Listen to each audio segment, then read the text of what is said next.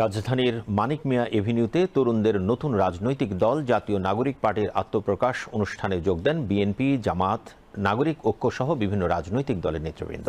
রাজনৈতিক নেতারা বলেন, আগামীর বৈষম্যহীন বাংলাদেশ বিনির্মাণে নতুন সহযোদ্ধাদের সকল ধরনের সহযোগিতা করা হবে। রিপোর্ট সুমন মাহমুদের।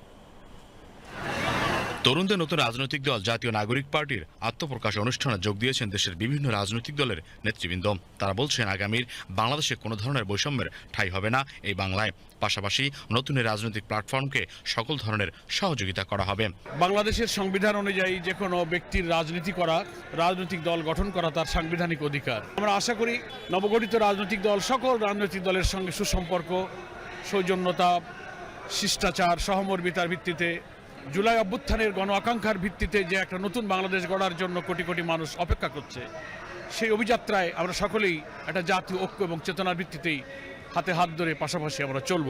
এই ছাত্রদের অবদান অস্বীকার করার কোনো সুযোগ নেই। বিগত 5ই আগস্ট এখানে যেই গণ অভ্যুত্থান হয়েছে সেখানে সামনের সারিতে এরা ছিল এবং আমরা বাংলাদেশের সমস্ত রাজনৈতিক দল তাদেরকে সামনে রেখে আমরাও ভূমিকা রেখেছি। আমরা মনে করি তাদের একটা উদ্যোগ, এই উদ্যোগকে আমাদের স্বাগত জানানো উচিত। বাংলাদেশকে সামনে রেখে বাংলাদেশের জনগণের স্বার্থকে সমুন্নত রেখে রাষ্ট্রকে বিনির্মাণ করা হবে বলে জানান বিভিন্ন রাজনৈতিক দলের নেতৃবৃন্দ।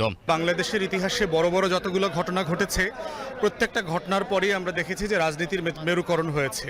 তো সেই মেরুকরণের জায়গাতে আমরা যে নতুন তরুণদের দ্বারা যে গণঅভ্যুত্থান হয়েছে 2024 সালে, আমরা তাদেরকে সাধুবাদ জানাই, কারণ তারা বাংলাদেশের ইতিহাসের সবচেয়ে নৃশংসতম গণহত্যাকে মোকাবেলা করে এখানকার সবচেয়ে যে জালেম শাসক ছিল তাকে পতন ঘটিয়েছে এবং দেশ ছেড়ে পালাতে বাধ্য করেছে।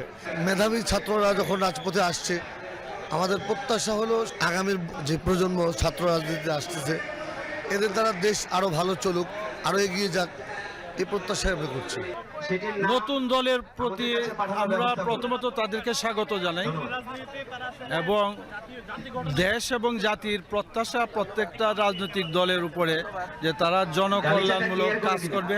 অনুষ্ঠানে বিএনপির সিনিয়র যুগ্ম মহাসচিব রুহুল কবির রিজভী ও যুগ্ম মহাসচিব শহীদুদ্দিন চৌধুরী, এনি গণসংহতি আন্দোলনের প্রধান সমন্বয়কারী জুনায়েদ সাকি সহ বিভিন্ন রাজনৈতিক দলের নেতৃবৃন্দ এ সময় উপস্থিত ছিলেন। Suman Mahmud, BTV news, Dhaka.